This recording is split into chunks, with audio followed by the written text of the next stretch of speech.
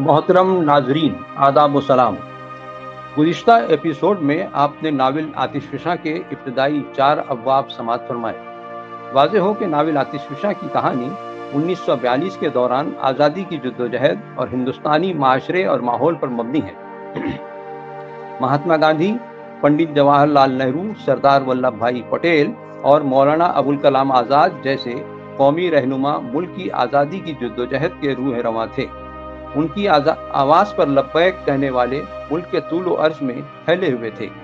وسط ہند، خصوصاً ناگپور اور اس کے اطراف بھی زمینی سطح پر جو افراد سرگرم تھے، ان میں ناول کا ہیرو ابھے کمار کا نام بھی شامل تھا۔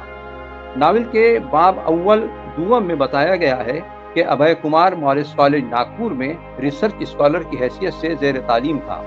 ان کی ملاقات وجے نامی لڑکی سے ہوئی۔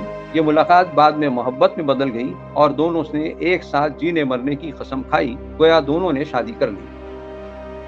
وجے کا تعلق متمول گھرانے سے تھا۔ ان کے والدین بچپن میں ہی انتقال کر گئے تھے۔ مجسٹریٹ چاچا نے اس کی تعلیم و تربیت کر کے ابھے کمار کے ساتھ شادی کروا دی۔ ابھے کمار کے والد پرائمری اسکول کے ٹیچر تھے۔ ان کا انتقال ابھے کمار کے بچپن میں ہی ہو گیا تھا۔ غریب اور بے سہارا ماں نے ابھے کو پال پوس کر بڑا کیا۔ وہ گھروں میں کام کاج کر کے پیسہ کماتی تھی۔ جیسے تیسے ابھے کمار کالج تک پہنچ گیا۔ وہ مورس کالج میں فلسفہ میں پی ایچ ڈی کا اسکالر تھا۔ اسے گورنمنٹ سے اسکالرشپ بھی ملتی تھی۔ اس کی شادی وجے سے ہو گئی تھی۔ گھر کا خرچ پورا کرنے کے لیے ابھے ٹیوشن بھی کیا کرتا تھا۔ تیسرے اور چوتھے باب میں بتایا گیا ہے کہ ابھے کمار آزادی کی جدوجہد میں سرگرم رہتا تھا اور دن رات اسی فکر میں رہتا تھا۔ سہاگ رات میں شمعدان کا گر کر بجھ جانے کا وجے بدشگونی سے تعبیر کر رہی تھی، لیکن ابھے کمار سہاگ رات میں بھی ملک کی آزادی کے متعلق اپنی بیوی سے گفتگو کر رہا تھا۔ وہ کہہ رہا تھا کہ پوری دنیا میں افراتفری مچی ہوئی ہے۔ جاپان نے سنگاپور پر حملہ کر دیا ہے، گویا جنگ مشرق وسطیٰ سے تک پہنچ چکی ہے۔ انگریز ہندوستانیوں کو اپنی فوج میں شامل کر کے دوسرے ممالک سے جنگ لڑ رہے ہیں۔ اس طرح ہم ہندوستانیوں کو استعمال کر رہے ہیں، گویا ہم ہندوستانیوں کی کوئی وقت اور اہمیت ہی نہیں تھی۔ ان کی مرضی کے خلاف انہیں انگریز فوج میں شامل کرنے پر مجبور کیا جا رہا تھا۔ گاندھی جی اور دیگر قومی رہنما انگریزوں کی اس چال کی سخت مذمت کر رہے تھے۔ مخالفت کرنے والوں میں انگریزوں نے سختی سے نپٹنے کا اعلان بھی کیا تھا۔ ابھے کمار کی پوری نظر گاندھی جی اور ان کے ساتھیوں پر تھی۔ ادھر سے جو بھی اشارہ ملے گا وہ اس پر عمل کرنے کے لیے پوری طور پر تیار تھا۔ اب آگے 5واں باب ملاحظہ فرمائیے۔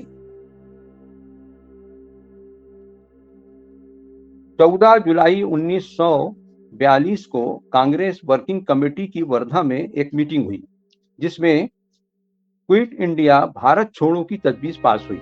ابھے بھی وردھا پہنچ گیا۔ وہ قومی قائدین کی قیام گاہ کے آس پاس ٹہل رہا تھا۔ وہ بڑے ادب و احترام اور حسرت بھری نظروں کے ساتھ ان لوگوں کی میٹنگ ہال میں آتے جاتے دیکھ رہا تھا۔ اس کے ذہن میں جذبات ٹھاٹھے مار رہا تھا۔ یہاں وہ شخصیات موجود تھیں جو ملک کو اس نازک گھڑی میں جدوجہد کا پیغام دے رہی تھیں اور بھرپور رہنمائی کر رہی تھی۔ خواہ کیسے ہی حالات ہوں، ان کے قدم کبھی نہیں ڈگمگائے۔ وہ سادگی میں بھی کتنے پروقار اور ثابت قدم نظر آ رہے تھے۔ ہاتھ سے بنے سوتی کپڑے انہوں نے زیبتن کیے ہوئے تھے۔ اس نے ان کے آگے ادب سے اپنا سر جھکا دیا۔ جب میٹنگ کا آخری سیشن اختتام پذیر ہوا تو اس نے iron main of India Sardar Vallabh بھائی پٹیل کا دیدار کیا۔ وہ گاندھی ثانی شنکر راؤ دیو کے ہمراہ آتے ہوئے نظر آئے۔ اسی وقت آشرم کے ایک ساتھی نے ان سے پوچھا، کیا ہوا؟ سردار پٹیل نے جواب دیا، آخری فیصلہ ہو چکا ہے۔ کیا ہوگا؟ سب کچھ۔ یہ ہماری آخری لڑائی ہے، اس کے لیے ہم سب کو باہر نکلنا ہوگا۔ ابھے کمار نے یہ سب اپنے کانوں سے سنا۔ سردار پٹیل کی آہنی قوت ارادی والی آواز اس کے کانوں میں گونجنے لگی۔ باب 6۔ وردھا کے بعد بڑی تعداد میں لوگ ممبئی میں جمع ہوئے۔ یہ دن 8 اگست 1942 کا تھا۔ آل انڈیا کانگریس کمیٹی کی آواز پر لوگ گودالیہ ٹینک میدان پر جمع ہوئے۔ یہاں وہ قرارداد وردھا کو آخری شکل دینا چاہتے تھے۔ مجمع غیر معمولی ٹینشن میں تھا۔ ماحول میں کشیدگی تھی، لیکن لوگوں میں جاں سپاری کا جذبہ تھا، جوش و خروش تھا اور سب کچھ نچھاور کرنے کی تمنا تھی۔ خون جو اب تک سرد پڑ چکا تھا دوبارہ اس میں زندگی کی حرارت آ گئی تھی۔ قوم خواب غفلت سے آہستہ آہستہ بیدار ہو رہی تھی اور اب تو مکمل طور پر جاگ چکی تھی۔ ہندوستان کچھ کرنا چاہتا تھا اور وہ خاموش نہیں بیٹھ سکتا تھا۔ کیا ہونے والا تھا کوئی کچھ بھی نہیں کہہ سکتا تھا۔ کوئی حرج نہیں، ہونے دیجئے جو ہونا ہے۔ قبرستان سا سناٹا، احمقانہ بے عملی، پتھروں کے گنبد کی سی سرد مہری کو اب ختم ہو جانا ہی چاہیے۔ ہونے دیجئے، کچھ نہیں ہوتا۔ اگر یہ قوم بربادی کے عمیق گڑھے میں گر جائے اور سلگتے شعلوں میں کود پڑے، کیا حرج ہے؟ دراصل اسی کا نام زندگی تھا، اسی کا نام دائمی طاقت تھی اور اسی کا نام حرکت و عمل تھا۔ ممکن ہے اس راستے میں موت کا سامنا کرنا پڑے، لیکن حقیقت میں یہ امر بننے کا راستہ تھا۔ کیا تاریخ قوم کے سامنے بننے والی ہے؟ ابھے کمار آل انڈیا کانگریس کمیٹی کی میٹنگ میں شرکت کرنے بمبئی روانہ ہو گیا۔ وہ مندوبین میں نہیں تھا، بلکہ وہ ایک معمولی کارکن کی حیثیت سے وہاں شریک ہونے والا تھا۔ جب وہ گھر سے روانہ ہو رہا تھا، وجے نے پوچھا، ڈیئر تم کہاں جا رہے ہو؟ کیا انقلاب کے شعلے روشن کیے جائیں گے؟ ابھے وہاں کیا ہوگا؟ کوئی کچھ بھی نہیں کہہ سکتا، لیکن یہ بات طے ہے کہ ہماری مجبوری اور بے عملی کا دور اب ختم ہوا چاہتا ہے۔ تمہاری پی ایچ ڈی کے تھیسس کا کیا ہوگا ڈیئر؟ اب اس کا لکھنا ممکن نہیں آتا وجے۔ اب میں اپنی رگ و پے میں ایک نیا جوش محسوس کر رہا ہوں۔ اب میں اپنی زندگی پر ایک تھیسس لکھنا چاہتا ہوں۔ تم کب لوٹو گے؟ مجھے نہیں معلوم۔ اگر لوٹ آیا تو ضرور تم سے ملوں گا، اور اگر نہیں، اگر نہیں لوٹے تو؟ وجے نے کپکپاتی اور لرزتی آواز میں پوچھا۔ تمہارا کیا مطلب ہے ابھے؟ اس کا دم گھٹنے لگا۔ جب شعلہ جوالا پھوٹ پڑے گا تو کون کیا کہہ سکتا ہے؟ کون کہاں رہے گا؟ ہر نفس کو اسی آگ میں فنا ہونا ہے اور پھر عناصر خمسہ کے ساتھ اس دنیا میں دوبارہ آنا ہوگا۔ ابھے تم کیا باتیں کر رہے ہو؟ تم تو مجھے ڈرا رہے ہو۔ اس میں گھبرانے والی کیا بات ہے ڈرپوک ڈارلنگ؟ وقت بلوان ہے۔ ایسا لگتا ہے کہ بھگوان شیو اپنا جلال دکھانا چاہتا ہے۔ اس کا نقارہ بج رہا ہے، اس کی آواز میں زمین پہاڑ جھوم رہے ہیں۔ یہ وقت ہے کہ ہم بھی بڑھ کر اس کا ساتھ دینے کی سعادت حاصل کریں۔ ابھے اپنی روح میں بس بات کیے جا رہا تھا۔ وجے کو وقت کا اندازہ بھی نہیں ہوا۔ وہ سمجھ گئی کہ اس کا شوہر اب بالکل بدل گیا ہے۔ یہ تبدیلی اس کے جسم کی نہیں بلکہ دل و دماغ کی تھی، روح اور جذبات کی تھی۔ اب وہ پہلے جیسا نہیں رہا، بلکہ اب وہ کسی ایسی شکتی کی علامت بن گیا تھا جو بظاہر نظر نہیں آتی تھی۔ وہ اپنے آپ میں نہیں تھا، کوئی اور طاقت تھی جس کے زیر اثر وہ کام کرنے پر مجبور تھا۔ کیا اس کو روکا جا سکتا تھا؟ اس پر کنٹرول کیا جا سکتا تھا؟ کیا گنگا کے بہاؤ پر روک لگائی جا سکتی ہے؟ کیا ہمالیہ کی برفانی چٹانوں کو ڈھانکا جا سکتا ہے؟ ایسے افراد خوش نصیب ہوتے ہیں جن کی ذات قدرت کی روشنی سے منور ہوتی ہے۔ ان کے پاس غیبی طاقت ہوتی ہے، انہیں دائمی سکون حاصل ہوتا ہے اور وہ اپنے خالق کو روبرو دیکھتے ہیں۔ جب گوتم بدھ نے برگد کے سائے تلے ایک روشنی دیکھی ہوگی، یا شری رام کرشن نے پہل قادر مطلق کو دیکھا ہوگا، تو شاید انہیں ایسا ہی محسوس ہوا ہوگا۔ جب اللہ کی مہربانی سے ایسے لمحات زندگی میں آتے ہیں تو انسان خوشی سے چلانے لگتا ہے اور مسرت و شادمانی سے بول اٹھتا ہے کہ ہاں میں نے اسے دیکھا ہے، ہاں میں نے اسے محسوس کیا ہے اور اسے حاصل کر لیا ہے۔ اس کے علاوہ ہمیں کچھ جاننے کی ضرورت نہیں۔ کوئی تعجب نہیں کہ اس کائنات کے خالق کی مہربانیوں سے اس پر ابدی سکون اور راحت کی دروازے کھل چکے ہوں۔ وجے کا خیال تھا کہ شاید ابھے کے ساتھ کچھ ایسا ہی ہو رہا تھا۔ ابھے محسوس کرتا تھا کہ صرف اور صرف گاندھی جی ہی اس دھرتی پر رہنے والوں کے لیے ہمت و حوصلہ کا واحد سرچشمہ اور منبع تھے۔ وہ دھرتی جو اپنے اندر تہذیب و تمدن، قدیم روایات اور رسم و رواج کے سمیٹے ہوئے تھی۔ یہ ملک بھی کیا خوب ہے۔ ہمالیہ کی سفید برفانی چوٹیوں سے اس کے سر کو صدیوں سے تاج کی طرح سجایا ہے۔ اسی دھرتی سے تہذیب و تمدن پیدا ہوا جس پر بیش قیمت محل تھے۔ اس کے جنگلوں میں وید اور اپنیشد کے شلوک گونجتے تھے۔ گنگا جمنا کا نرم و شفاف پانی ایسا لگتا تھا جیسے اس کی گردن میں سونے کی مالا پڑی ہو۔ یہ ایسا دیش ہے جس نے انسانیت کی بقا کے لیے کوئی سمجھوتا نہیں کیا، جس نے کبھی تشدد کی راہ نہیں اپنائی اور نہ جس نے کبھی نفرت کو پنپنے دیا۔ اس نے ہمیشہ روحانیت کی قدروں کو پروان چڑھایا، جس کی وجہ سے بندے اور خدا کی دوری کو ختم کرنے میں ہمیشہ مدد ملی۔ گاندھی جی دراصل بنیادی طور پر ان تمام خوبیوں کی بھرپور نمائندگی کرتے تھے۔ کیا ان کی رگوں میں والمیکی اور ویاس کا خون نہیں دوڑ رہا تھا؟ کیا کبیر اور تلسی داس، گرو نانک اور تکارام، میرا بائی، جھانسی کی رانی لکشمی بائی اسی دھرتی کے رتن نہیں تھے؟ یہ ہندوستان کی ایک کھلی سچائی اور حقیقت تھی۔ یہ حقیقت کی ایسی عکاسی تھی کہ لوگ اس کے آئینے میں اپنے خواب دیکھتے تھے جن سے ان کو حوصلہ ملتا تھا۔ یہ لوگوں کے مرکز نظر تھے اور ان کی نمائندگی کرتے تھے۔ ان کے بیرون میں اس کے علاوہ کچھ بھی نہیں تھے۔ اپنا آکار خود بنانا چاہتے تھے، اور اگر وہ نہ چاہتے تو محض خام مال کی طرح پڑے رہتے، چاہے زمین پھٹ جاتی یا آسمان گر پڑتا، انہیں اس سے کوئی سروکار نہیں تھا۔ اس طرح ابھے کو دنیا سے کوئی دلچسپی نہیں تھی۔ اس کے سر میں ایک ہی سودا تھا، اس کی زندگی کا ایک ہی مقصد تھا کہ وہ گاندھی کی پیروی کرے، ان کے بتائے ہوئے راستے پر چلے، یہاں تک کہ اگر وہ کہیں کہ شعلوں میں کود جاؤ تو بغیر چوں چرا وہ بھی کر گزرے۔ دراصل شعلے میں کود کر ہی آدمی نروان حاصل کرتا تھا، گناہوں سے نجات پاتا تھا، اور حقیقت میں زندگی کا یہی جوہر تھا، اور اس کے باہر ہونا حقیقت میں موت تھی۔ وجے جانتی تھی کہ اس کے لیے اپنے شوہر کو سمجھا پانا یا اسے اس سے باز رکھنا ناممکن ہو چکا تھا، اور اب تو اس سے بھی تجاوز کر گیا تھا۔ اس لیے وہ اس کو کار فضول ہی سمجھتی تھی۔ آگ سے اور شعلوں سے کھیلنا اور خطرہ مول لینا اس کے شوہر کی زندگی کا حصہ بن چکا تھا۔ یہ شعلے ایک تجلی کی مانند تھے، اور اس تجلی سے اس کا دل بھی روشن ہو چکا تھا۔ وہ اپنے شوہر پر فخر کرتی تھی اور اس سے ٹوٹ کر پیار کرتی تھی۔ وہ خود کو بڑی خوش قسمت سمجھتی تھی کہ ابھے جیسا ہیرا شوہر اس کی زندگی میں آیا۔ اس نے اپنے آپ کو کبھی ادھورا محسوس نہیں کیا۔ وہ سوچتی تھی کہ مال و متاع حاصل کرنے کی کوئی حد نہیں ہوتی۔ عورت آدمی کے لیے ہی بنائی گئی تھی، اور آدمی اس کا محافظ تھا۔ اس کا مطلب یہ نہیں ہے کہ وہ آدمی کی غلام تھی، وہ تو اس کی شکتی تھی اور اس کی کمزوری نہیں۔ پھر بھلا وہ اپنے ابھے کے راستے کا روڑا کیوں کر بن سکتی تھی؟ لیکن ایک بات تھی جو اس کو اکثر کھٹکتی تھی، جس سے وہ فکر مند رہتی تھی، مگر اس میں بھی وہ ایک لذت محسوس کرتی تھی۔ اس کا سارا وجود اس انجان سے شیریں نغمے پر رقص کرتا تھا۔ گزشتہ 3 ماہ سے وہ کچھ زیادہ محتاط ہو گئی تھی۔ اسے محسوس ہو رہا تھا کہ اب وہ بہت جلد ماں بننے والی تھی، اور یہ نیا مہمان اس کے وجود میں اپنی جگہ بنا رہا تھا۔ اس خبر سے وہ پھولے نہیں سما رہی تھی۔ وہ اپنے اندر نئی توانائی محسوس کر رہی تھی۔ وہ سوچ رہی تھی کہ اس کی زندگی میں قوس قزح کی طرح رنگ بھر چکا تھا، اور روحانی مسرت و شادمانی کے نغمے سے سرشار ہو گئی تھی۔ اس احساس سے وہ ماں بننے والی ہے، وہ خود کو ایسا محسوس کرتی تھی گویا جنت میں پہنچ گئی ہو۔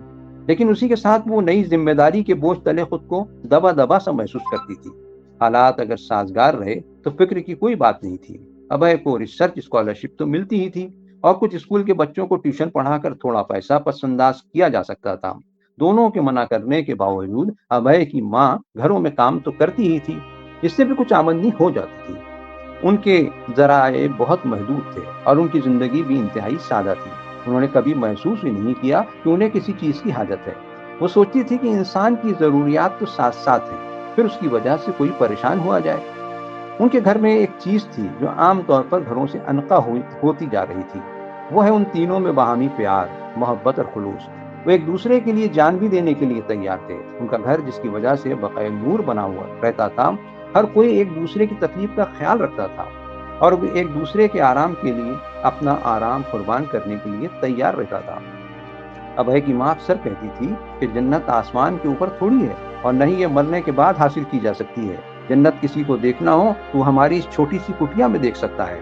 وہ کہتی میری وجیا انسان کی شکل میں لکشمی سے کم نہیں ہے۔ جب سے اس گھر میں آئی ہے، گھر امن اور شانتی کا مسکن بن چکا ہے۔ اس کے علاوہ مجھے اب کچھ نہیں چاہیے۔ بھگوان، تیرا دیا سب کچھ ہے میرے پاس، بس تجھ سے ایک ہی التجا ہے کہ میرے ابھے اور وجے کو اپنے حفظ و امان میں خوش رکھنا۔ میری تمنا ہے کہ میں اپنے جیون کی آخری یاترا اپنے بیٹے ابھے کمار کے کاندھوں پر مکمل کروں۔ اس کے علاوہ مجھے کوئی خواہش نہیں ہے۔ ابھے بھی اپنی ماں پر بڑا ناز کرتا تھا، وہ کتنی صابر و شاکر تھی۔ اس طرح وہ بڑی معاملہ فہم بھی تھی۔ وہ صرف 2 برس کا تھا کہ اس کے پتا جی ہیضے کے مرض میں مبتلا ہو کر چل بسے۔ تب سے اس کی ماں بھی اس کی پرورش اور تربیت کر رہی تھی۔ سخت مشکلات میں بھی اس کو پڑھایا لکھایا۔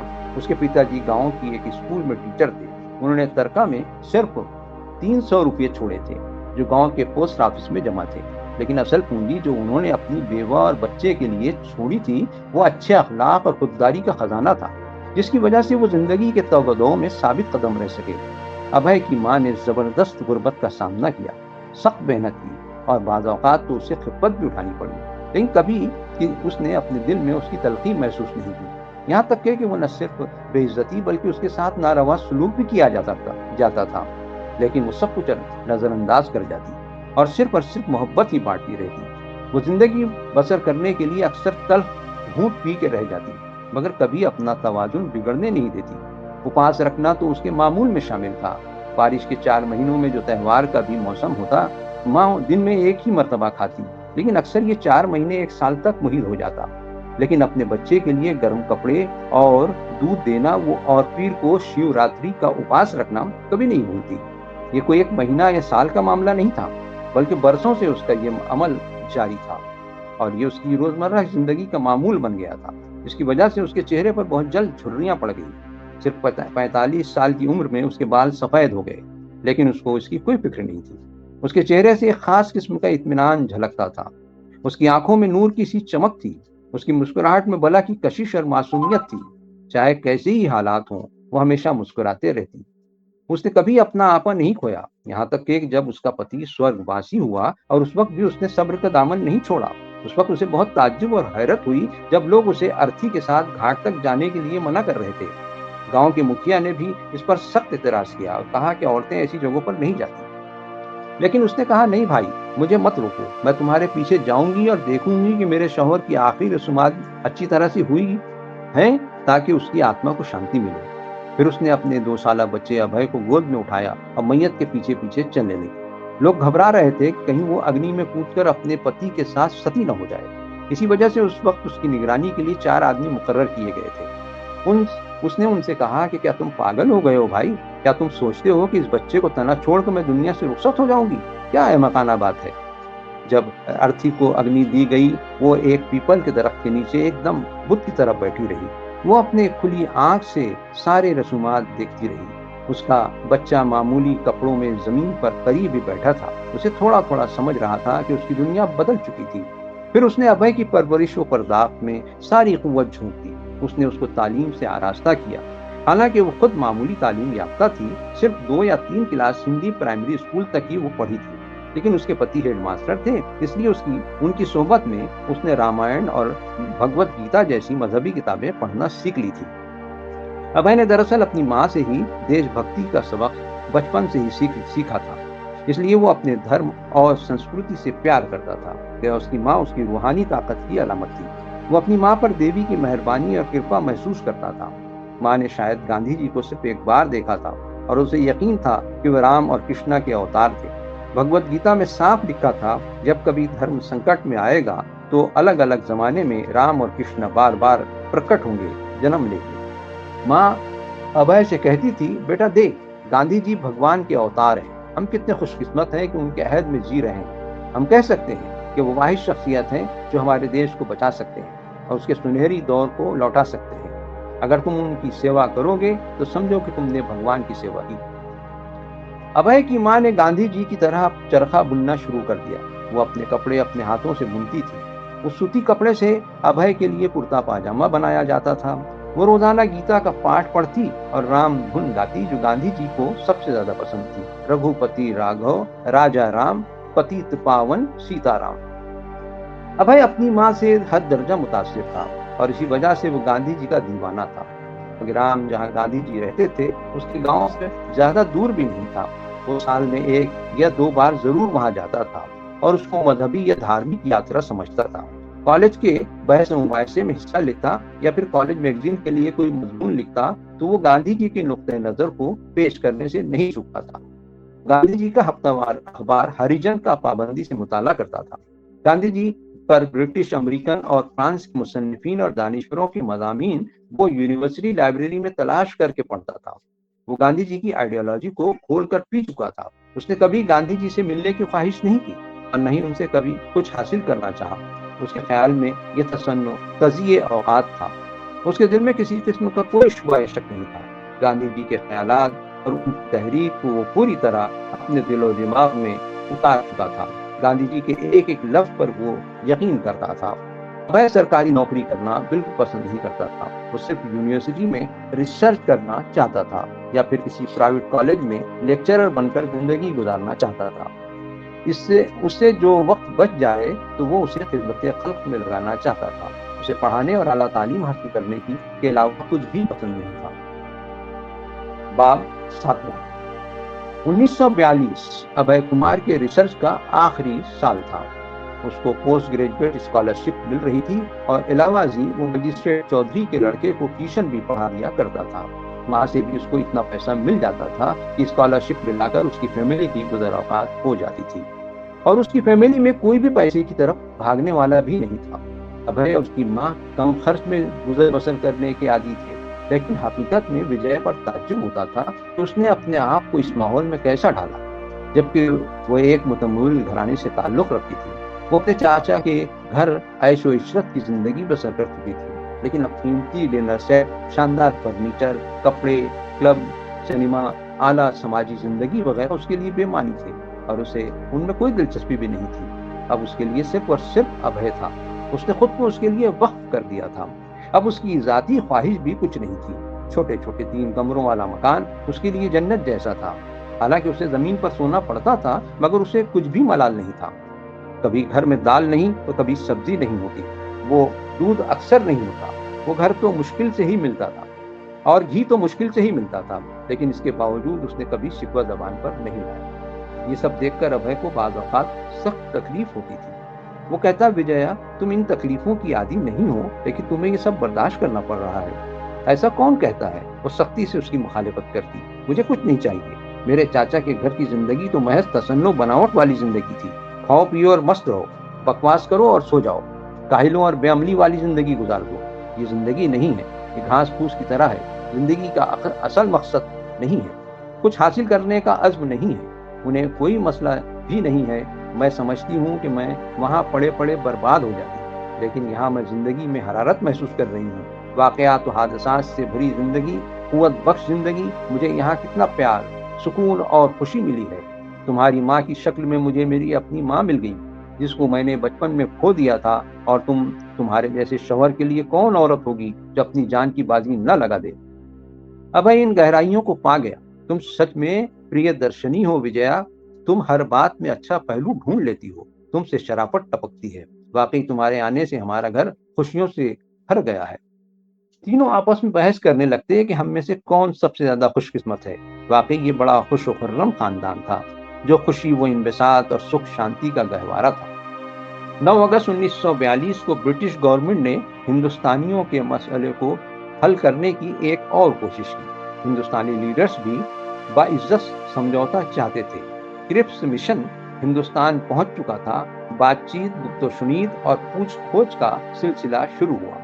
दिल्ली उसका मरकज बना हुआ था। अखबारात में इस मिशन की एक एक खबर तफसील से शाये हो रही थी। उस वक्त हिंदुस्तान में दूसरी कोई खबर नहीं थी। तमाम लोगों की नजरें बस दिल्ली पर मरकूज थी। एक शाम अभय रेडियो सुन रहा था। खबर आई कि समझौता हो गया। वो भागते हुए माँ के पास गया और चिल्लाया, माँ समझौता हो गया, अब हमारी जिंदगी बदल जाएगी। माँ ने पूछा, कैसा समझौता अभय? हम हिंदुस्तानियों का मसला। अभी अभी मैंने रेडियो दिल्ली से खबर सुनी है कि तमाम बातें तय हो गई हैं, सिर्फ दस्तखत होने बाकी है। अब हम अपने मकसद से बहुत दूर नहीं हैं।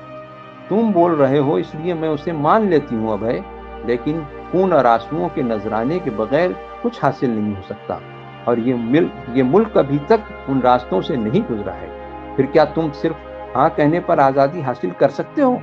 ये गोरे लोग 7 समंदर पार से यूं ही नहीं आए। क्या इतनी आसानी से सुबह सुबह हमारे मुल्क की आज़ादी का ऐलान कर देंगे? मैं नहीं समझती कि उन पर भरोसा किया जा सकता है। वाकई माँ की सोच बिल्कुल सही साबित हुई। दूसरी सुबह खबर आई कि बातचीत नाकाम हुई और मिशन के मेंबरान रवाना होने की तैयारी में थे। गांधी जी महवे हैरत थे और उनकी जुबान से एक लफ्ज भी नहीं निकल रहा था। बाब 8वां। पूरे मुल्क में हिंजान और हंगामा बरपा था।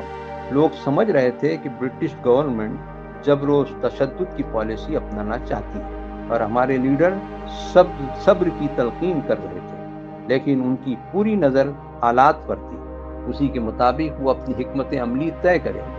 मुल्क भर में जलसे हो रहे थे, जिसमें हमारे लीडर्स क्रिप्स समझौते की नाकामी की वजूहात की वजाहत कर रहे थे। मुल्क में 6 अप्रैल को कौमी हफ्ता मनाया गया।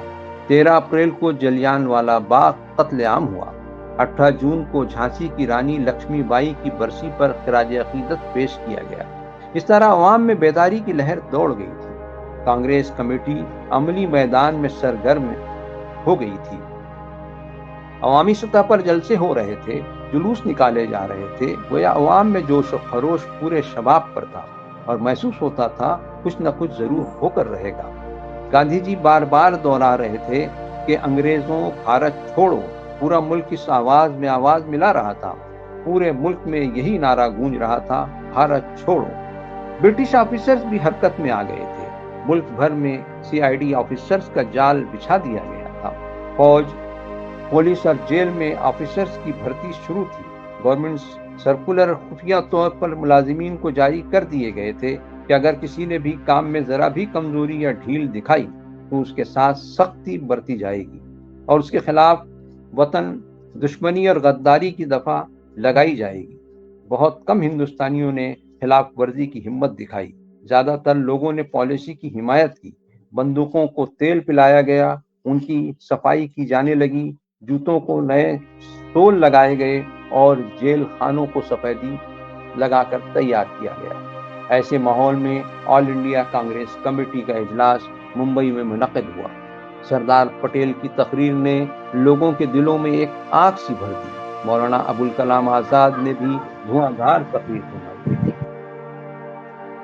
پنڈت نہرو تو گویا آگ کا گولا ہو گئے، لیکن ابھے کمار کو جس شخصیت نے متاثر کیا وہ گاندھی جی تھے۔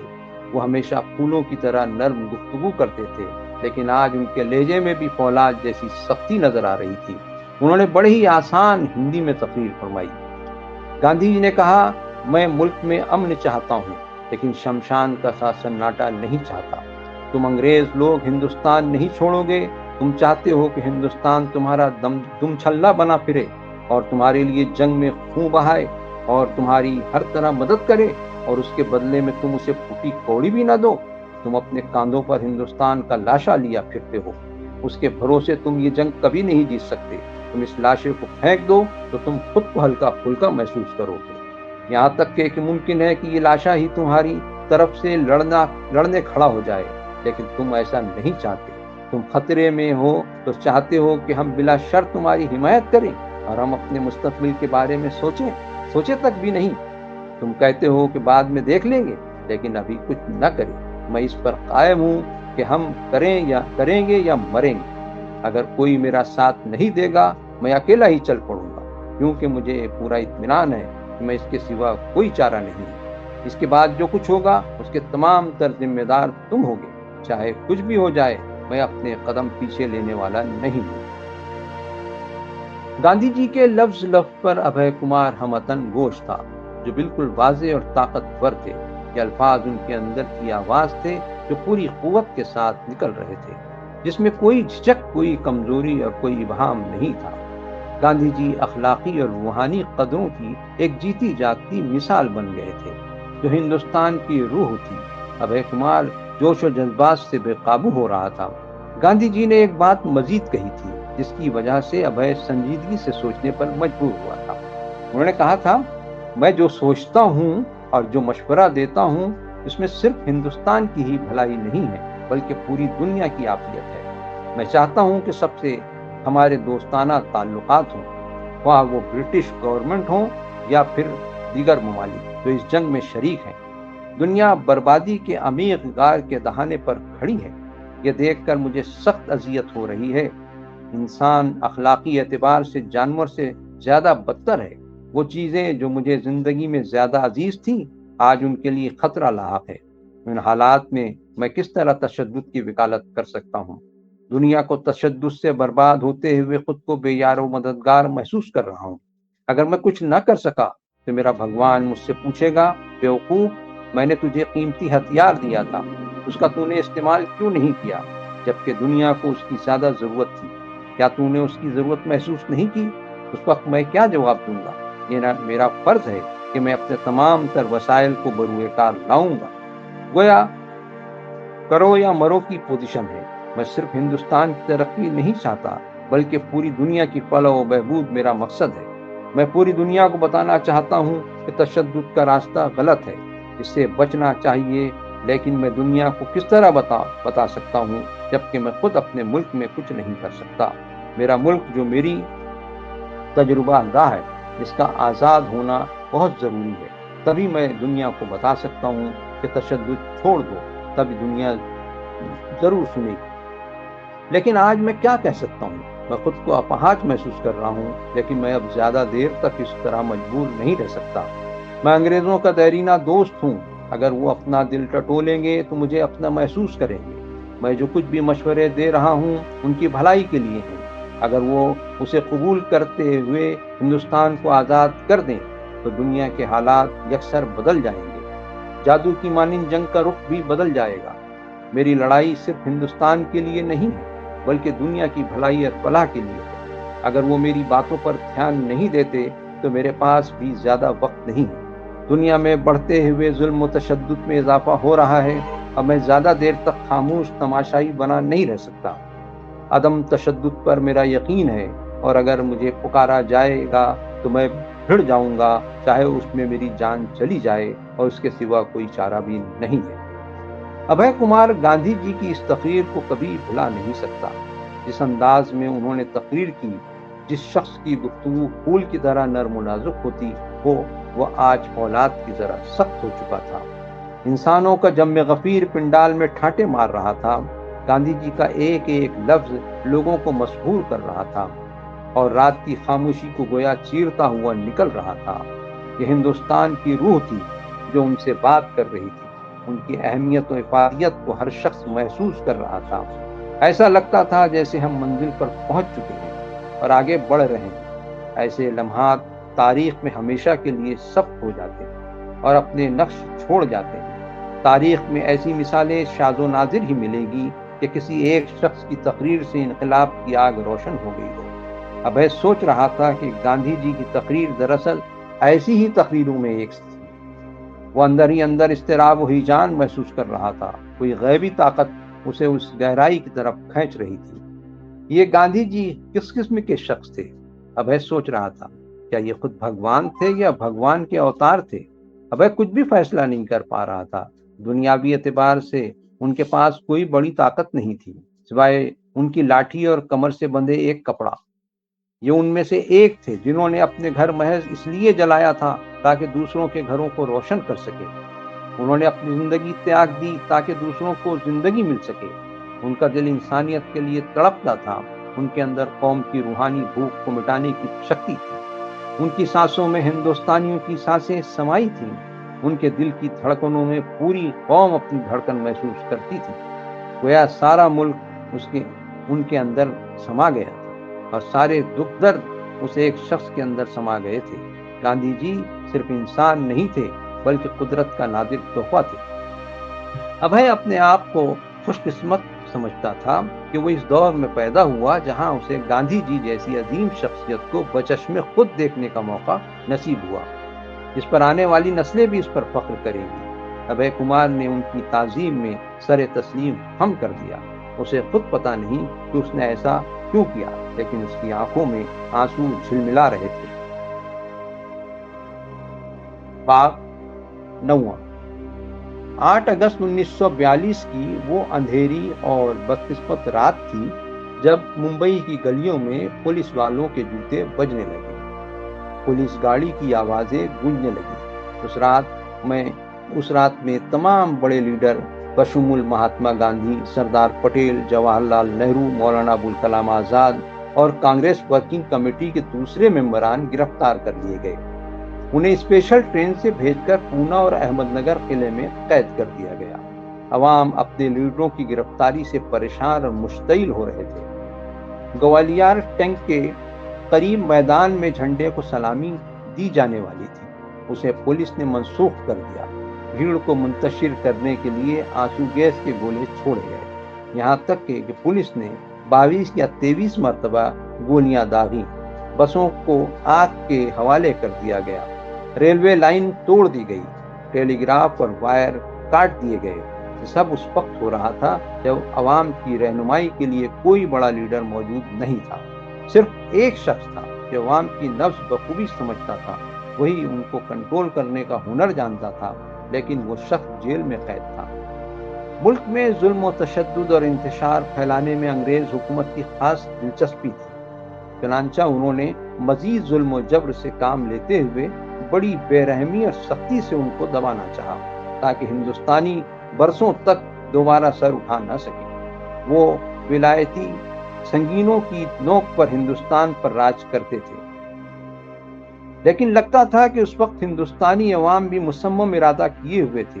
وہ فوج سے ٹکرانے کا حوصلہ رکھتے تھے، جبکہ پولیس بڑی تعداد میں موجود تھی جو معمولی اشارے پر فائرنگ کے لیے تیار کھڑی تھی۔ ایک بندوق سے 2 سے 4 لوگوں کو نشانہ بنانا ان کے لیے عام بات تھی۔ کوئی دن نہیں گزرتا کہ انسانی خون کی ہولی نہ کھیلی جاتی۔ انگریز فوج کی بے رحمی اور ظلم و ستم نے لوگوں کو مزید مشتعل کر دیا۔ وہ اپنا ذہنی توازن کھو بیٹھے۔ انہوں نے پولیس اسٹیشن پر حملہ بول دیا، سرکاری خزانوں کو لوٹ لیا، سرکاری ہتھیاروں پر قبضہ کر لیا، گورنمنٹ آفسوں اور کورٹ کی بلڈنگوں کو آگ کے حوالے کر دیا، کیونکہ ان کی دانش میں یہ عمارتیں ولایتی حکومت کی علامت تھیں۔ کچھ واقعات ایسے بھی تھے جہاں گورنمنٹ ملازمین کو قتل بھی کیا گیا، پلوں کو توڑا گیا، ریلوے لائن کو اکھاڑ پھینک دیا گیا۔ انگریز گورنمنٹ نے رد عمل کے طور پر جوابی حملہ کیا۔ ظلم و جبر کی چکی میں عوام پس رہے تھے۔ گاؤں کے گاؤں ملٹری کے قبضے میں تھے۔ سپاہی گھروں میں گھستے اور جو کچھ اناج یا قیمتی سامان ہاتھ لگتا اسے لے کر بھاگ جاتے۔ تمام نوجوان مرد گرفتار کر لیے گئے تھے اور نوجوان لڑکیوں کو سنگینوں کے سائے میں گلیوں میں گھمایا جا رہا تھا۔ بعض جگہوں سے عورتوں کی عصمت دری کی خبریں بھی آ رہی تھیں۔ اس ماحول میں گاندھی جی کے ماننے والے حالات پر نظر رکھے ہوئے تھے۔ ان کی کوشش تھی کہ کسی بھی حال میں عوام تشدد پر آمادہ نہ ہو۔ اگر وہ مرنا چاہتے ہیں تو انہیں مرنے سے نہ روکا جائے، دشمنوں پر انگلی بھی نہ اٹھائی جائے، انہیں غصے کی نظر سے نہ دیکھا جائے، نہ ان کے دلوں میں نفرت رکھی جائے۔ لیکن ملک کی بڑی جماعت کا کہنا تھا، گاندھی جی کا نعرہ کرو یا مرو کا ہی اثر تھا کہ لوگ سب کچھ کرنے کے لیے تیار تھے اور کچھ بھی چھوڑنے پر راضی نہیں تھے، چاہے ان کی موت ہی واقع ہو جائے، لیکن بغیر کسی احتجاج اور توڑ پھوڑ کے جان کی بازی لگائے بغیر وہ کچھ حاصل نہیں کر سکتے تھے۔ دونوں جماعتیں اپنے اپنے نظریات کے مطابق کام کر رہی تھی۔ گاندھی جی کے پیروکار کی پوری کوشش تھی کہ کسی بھی قیمت تشدد نہ ہو، جبکہ دوسرے لوگ گاندھی کی غیر موجودگی کا فائدہ اٹھاتے ہوئے عوام کو تشدد پر ورغلا رہے تھے۔ ان کی دلیل تھی کہ یہ ایک عظیم انقلاب ہے۔ ان کا خیال تھا کہ پوری قوم بغاوت پر آمادہ ہے، ہندوستان سلگ رہا ہے اور گاندھی وادی محض کتابی باتیں کرتے ہیں، انہیں حقیقت کا علم نہیں۔ انقلاب ضبط و تحمل سے نہیں لایا جا سکتا۔ ہندوستانی جیل خانے بھر چکے تھے، سیاسی قیدیوں کے لیے نئے بیرکس بنائے جا رہے تھے۔ کسی بھی خاندان کا شاید ہی کوئی فرد ہوگا جو جیل میں نہ ہو، اس تحریک میں گھر چھوڑ کر پیش نہ ہو۔ ملک میں وہ دور دراز تک اس کا صدمہ محسوس کیا جا رہا تھا۔ ماحول ذلت آمیز اور رنج و غم سے لبریز تھا اور اخلاقی اعتبار سے پستی اور دیوالیہ پن کا شکار تھا۔ اس تحریک کے روح رواں بھی ظلم و جبر میں پس رہے تھے۔ ان کی غیر موجودگی سے لوگ مایوسی اور محرومی کے شکار تھے۔ پورے ملک میں شمشان کا سا سناٹا پھیلا ہوا تھا۔ جیلوں میں مجاہدین کی آوازوں کا گلا گھونٹا جا رہا تھا۔ باہر بظاہر شانتی تھی، مگر وہ شمشان گھاٹ کی سی تھی۔ کوئی سیاسی رہنما اب آزاد نہیں بچا تھا جس کی لوگ اتباع کرتے۔ لوگ پورے ملک سے وہ سیاسی کارکن جو گرفتاری سے بچ گئے تھے ممبئی میں جمع ہونا شروع ہو گئے تھے اور خاموشی سے آپس میں مل رہے تھے۔ ابھے کمار کو اسی کے گاؤں کے کارکنوں نے بلایا۔ کچھ کارکنوں نے ایک ٹائپ کی ہوئی تحریر اسے دی جس پر انقلاب کا عملی منصوبہ درج تھا۔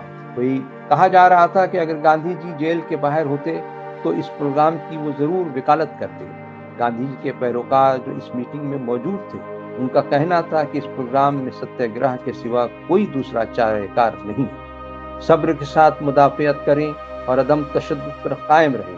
انقلابیوں کا کہنا تھا ریل، روڈ، ٹریک اکھاڑنا، ٹیلی گرام وائر کاٹنا وغیرہ ہی ہمارا شکار ہونا چاہیے۔ گویا وہ ہر چیز اکھاڑ پھینکنا چاہتے تھے جو ہماری تحریک میں رکاوٹ بن رہی ہے۔ آل انڈیا کانگریس کمیٹی کی جانب سے ہینڈ بل تقسیم کیے گئے جو باوثوق اور مستند مانے جا رہے تھے۔ کارکنوں کو ہدایت تھی کہ وہ ان ہینڈ بلز کو اتنے خفیہ طور سے تقسیم کریں کہ وہ پکڑ میں نہ آ سکے اور اپنا کام کر جائیں۔ پرونیشن ہیڈ کوارٹرز کی یہ ذمہ داری تھی کہ اگر ہینڈ بل ختم ہو جائیں تو دوبارہ اسے شائع کروا دیا جائے تاکہ یہ ضلع کے دور دراز گاؤں تک پہنچ سکے۔ ابھے کمار ان میں سے ایک تھا جن کو اس اہم کام کی ذمہ داری دی گئی تھی۔ ابھے کمار عام طور سے بنگالی کرتا اور دھوتی پہنتا تھا، کاندھے پر رومال ہوتا تھا۔ اس لباس کا رواج ملک بھر میں کانگریس کارکنوں میں زیادہ عام تھا۔ حالات کچھ ایسے تھے کہ اگر کوئی یہ لباس پہنتا تو اسے گرفتاری کا خدشہ رہتا تھا، لیکن کانگریسی اشتہارات کا بنڈل گاؤں میں بانٹنا بھی ضروری تھا اور گرفتاری سے بھی بچنا ضروری تھا۔ اگر ابھے واقعی گرفتار ہو جاتا ہے تو اشتہارات تقسیم ہونے سے رہ جائیں گے، اور اگر ایسا ہوتا ہے تو گویا وہ تو مر گیا۔ بمبئی میں ایک انوکھا کام جاری تھا جس کا وہ عینی شاہد تھا، جسے دیکھ کر وہ لرز گیا تھا، لیکن اسی سے اسے کام کا زبردست حوصلہ بھی ملا تھا۔ گاندھی جی کی گرفتاری کے بعد ہنگامے کی آگ دور دراز تک پھیل گئی تھی۔ پوری قوم ایسا لگتا تھا بیداری سے جاگ چکی تھی۔ ملک کے کونے کونے، قریہ قریہ، گویا ہر گھر میں لوگوں کا یہی نعرہ تھا، کرو یا مرو۔ یہ دن زندگی کا انتہائی اہم دن تھا، آزادی کی لڑائی کا انتہائی کربناک دن، غلامی سے آزادی کا دن، لوگوں کی نظروں کے سامنے تاریخ بن رہی تھی۔ آج کے دن ہر کسی کے پیش نظر بس دیش میرا دیش تھا۔ لوگوں کے کانوں میں بس یہی گونج رہا تھا، لوگوں کے دلوں میں بس یہی جذبہ تھا، اپنے مادر وطن سے محبت۔ بس ایک ہی آتما تھی جس نے سب کو متحد کر رکھی تھی، اور وہ یہی دیش کی آتما تھی۔ سب کی نجی خوشی کہاں تھی اور سب کا نجی دکھ کہاں تھا؟ اپنی ذاتی زندگی، خواہشات، خود غرضی اور مادیت پرستی کہاں گم تھی؟ تمام انسانوں کی ایک ایک سانس، جسم کا رواں رواں، خون کا ایک ایک قطرہ ملک کے لیے وقف تھا، جس پر کھانا پانی تمام نثار تھے، تمام چیز قربان تھی، ان سے کچھ بھی بچا نہیں تھا۔ جو کچھ لگایا تھا وہ حاصل کرنے کا وقت آن پہنچا تھا، اور قربانی میں کیا لطف ہوتا ہے، خود کو کس مقصد کے لیے جھونکنے میں کیا مزہ ہوتا ہے۔ ابھے کمار کو لگتا تھا گویا وہ خوشی کے وہ انبساط کے کنارے کھڑا ہے۔ ابھے کمار نے ایک خاکی سوٹ پرانے بازار سے خرید لیا تھا۔ جب بھی وہ خاکی کپڑا اور کالی ٹوپی پہنتا اس کو پہچاننا مشکل ہوتا۔ وہ اپنے چمڑے کے سوٹ کیس میں اشتہارات رکھتا اور ایک ہاتھ میں چھتری چھڑی لیتا۔ جب کبھی وہ ایسا حلیے میں ریلوے پلیٹ فارم پر جاتا تو ایسا لگتا کوئی سپاہی اپنے گھر چھٹی گزارنے جا رہا ہے۔ وہ میل یا ایکسپریس ٹرین سے نہیں جاتا تھا، کیونکہ پولیس والوں کی نظر ان ٹرینوں پر زیادہ رہتی تھی۔ وہ عام طور پر رات میں چلنے والی پیسنجر ٹرین سے ہی سفر کرتا تھا۔ دن میں کسی بھی اسٹیشن پر اتر جاتا اور رات میں پھر سے روانہ ہو جاتا۔ 16 گھنٹے کا سفر طے کرنے کے لیے وہ 3 دن 3 رات لگاتا تھا۔ ایک مرتبہ جب ناگپور اسٹیشن پر پہنچا تو اس وقت رات کے 10:30 بج رہے تھے۔ جب اس نے کھڑکی سے جھانکا تو ہتھیاروں سے لیس ایک فوجی دستے پر اس کی نظر پڑی۔ ان کے ساتھ ایک مجسٹریٹ بھی تھا۔ وہ لوگ ہر مسافر پر کڑی نظر رکھ رہے تھے۔ ان کے دل میں خیال آیا کہ کیا ان لوگوں کو اس کی آمد کی اطلاع تھی؟ زیادہ تر پولیس والوں کے ہاتھوں میں ڈنڈے تھے، 7 یا 8 سپاہیوں کے ہاتھوں میں بندوقیں بھی تھیں۔ سب انسپکٹر پستول سے لیس تھا۔ ممکن ہے کہ CID کے ذریعے انہیں رپورٹ ملی ہوگی کہ کوئی شخص ممبئی سے ناگپور کانگریس کے اشتہارات لے کر آ رہا ہے۔ وہ ان اشتہارات کو ضبط کرنا چاہتے تھے۔ ابھے کانپ گیا کہ اگر اس نے پلیٹ فارم پر قدم رکھا تو فوراً گرفتار کر لیا جائے گا، کیونکہ زیادہ تر لوگ اسے جانتے تھے کہ وہ ناگپور یونیورسٹی کا اسٹوڈنٹ تھا اور اسے بحث و مباحثے، کالج یونین اور دیگر سرگرمیوں سے دلچسپی تھی۔ اب وہ خاکی یونیفارم میں نظر آئے گا تو لوگ شک تو کریں گے، اور اگر اس کے چمڑے کے سوٹ کیس کی تلاشی لی جائے گی تو سارا بھرم جاتا رہے گا۔ اسے گرفتاری کا ڈر نہیں تھا، اس بات کی زیادہ فکر تھی کہ اگر یہ بلیٹن کانگریس آفس میں پہنچنے کی بجائے پولیس کے ہتھے لگ گئے تو یہ سوچ کر وہ لرز گیا۔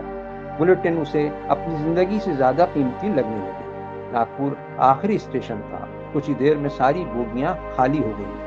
اگر وہ اس میں ٹھہرا رہا تو لوگوں کی نظر میں آ جائے گا، اور آخر وہ کتنی دیر ٹرین میں بیٹھ سکتا تھا؟ اسے اب کیا کرنا چاہیے؟ اس نے ایک کلی کو آواز دی، दे कर कहा कि उसका सामान उठाए और किसी कोने में उसे रख दिया। वो ट्रेन से उतर गया और प्लेटफॉर्म के आखिरी कोने तक, जहां अंधेरा था, पहुंच गया। हेलो अभय, कैसे हो? ये सुनकर अभय चौंक गया। उसका दिल धड़ धड़ करने लगा। वो समझा कि अब गिरफ्तारी से वो भाग नहीं सकेगा। लेकिन ये जो शख्स उसके सामने खड़ा था, वो पुलिस वाला नहीं था, बल्कि रेलवे का मुलाजिम था। अभय ने इत्मीनान का सांस लिया और पूछा, कौन हो? भार्गव? कौन? भार्गव? भगवान का शुक्र है कि तुमने मुझे पहचान तो लिया। मेरा ख्याल था कि न मालूम तुम मुझे पहचान सकोगे या नहीं, क्योंकि तकरीबन 12 साल पहले हमारी मुलाकात हुई थी। क्यों, ठीक है ना? अभय को याद आ गया कि भार्गव मिडिल स्कूल में उसके साथ पढ़ता था। वो उसके साथ हॉकी खेला करता था और लड़कों के स्काउट ग्रुप में भी वो दोनों साथ में थे। भार्गव अब रेलवे में गार्ड की हैसियत से काम कर रहा था। स्कूल के साथी का रिश्ता कभी कभार अपनी खूनी रिश्ते से भी ज्यादा मजबूत होता है। भार्गव ने बताया कि पूरा शहर मिलिट्री के जरिए जेर इंतजाम है। हमारे लीडर्स की गिरफ्तारी के बाद पुलिस ने 4-5 मरतबा फायरिंग की थी। कुछ लोगों का कहना था कि गोलीबारी में 20-25 लोगों की मौत हो चुकी। कुछ कहते थे कि 57 लोग शहीद हुए। एक स्टूडेंट जो यूनियन जैक के झंडे का पोल उखाड़ रहा था, मार दिया गया। हर तरफ अफवाहों का बाजार गर्म था। भगवान जानता है कि सच क्या था। शहर में कर्फ्यू लगा दिया गया था। रात में जाना खतरे से खाली नहीं था। मकामी अखबारात बंद कर दिए गए थे, जराए अबलाग मुनक़ता कर दिए गए थे और टेलीग्राफ और वायर काट दिए गए थे। बावसूख जराए से कहीं से कोई खबर नहीं आ रही थी।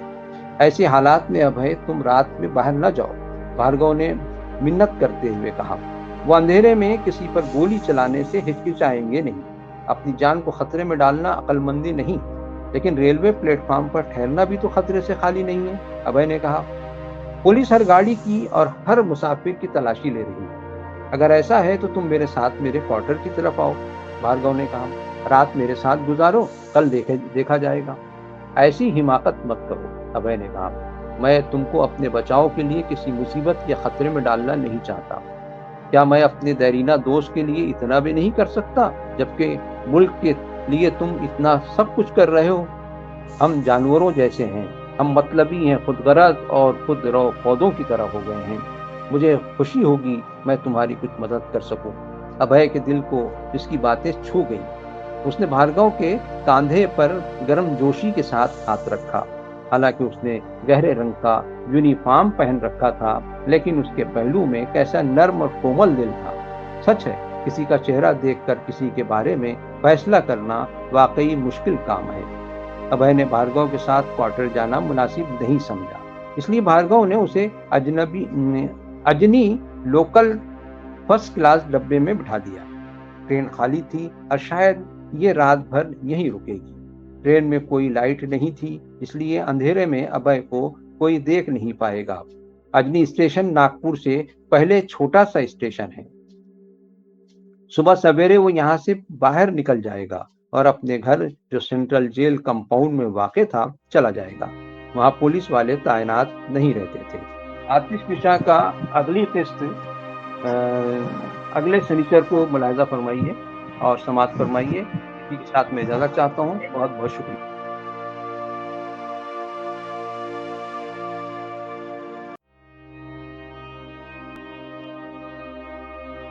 इस्तिलाही मानों में नावल वो किस्सा या कहानी है जिसका मौजू इंसानी जिंदगी हो, यानी इंसानी जिंदगी के हालात व वाक़यात और मामलात का इंतहाई गहरे और मुकम्मल मुशाहिदे के बाद एक ख़ास अंदाज में तरतीब के साथ कहानी की शक्ल में पेश करने का नाम नावल है। इसी तरह किसी अंग्रेज़ी ज़बान के नावल को उर्दू के पैराए में ढालना मेरे नज़दीक नावल लिखने से भी दुश्वार और मुश्किल काम है, क्योंकि इस काम में असल नावल की रूह, इसके पस मंज़र और इसके किरदारों से रोनुमा होने वाले जज्बात के साथ इंसाफ करना अहम और अव्वलीन फरीज़ा होता है। डॉक्टर अज़हर हयात साहब का नावल आतिश फिशा इस फरीज़े की नज़ीर और हुब्बुल वतनी के पाकीज़ा जज्बात का शाहिद है। डॉक्टर अज़हर हयात साहब के साथ हादसा पेश आना, दोबारा घर में हादसे की वजह से घर में ही कैद होना, क्या ये सिर्फ इत्तेफाक है اور اس کام کا بھارت چھوڑو تحریک کے بالکل 75ویں سال پر مکمل ہونا ابھی صرف اتفاق نہیں، آپ کے اندر کہیں نہ کہیں ایک ابھے جو 1974 سے باہر آنے کی کوشش کر رہا تھا، آج ابھے ان کے اندر سے کسی آتش فشاں سے نکلنے والے لاوے کی طرح باہر پھوٹ پڑا۔ اظہر حیات صاحب کے کئی روپ ہیں اور ہر روپ میں پسند کیے گئے۔ بحیثیت معلم شاگردوں کے ساتھ ان کا رویہ دوستانہ رہا۔ پرانے زمانے کے استادوں کی طرح وہ صرف استاد ہی نہیں رہے، مرشدوں والی صلاحیت بھی رکھتے ہیں۔ یہ ناول بس ان کے اسی صلاحیت کا آئینہ ہے، اور اس آئینے کے سامنے جب میں اپنے آپ کو دیکھتا ہوں تو اظہر حیات صاحب کے مرید کی شکل میں خود کو پاتا ہوں۔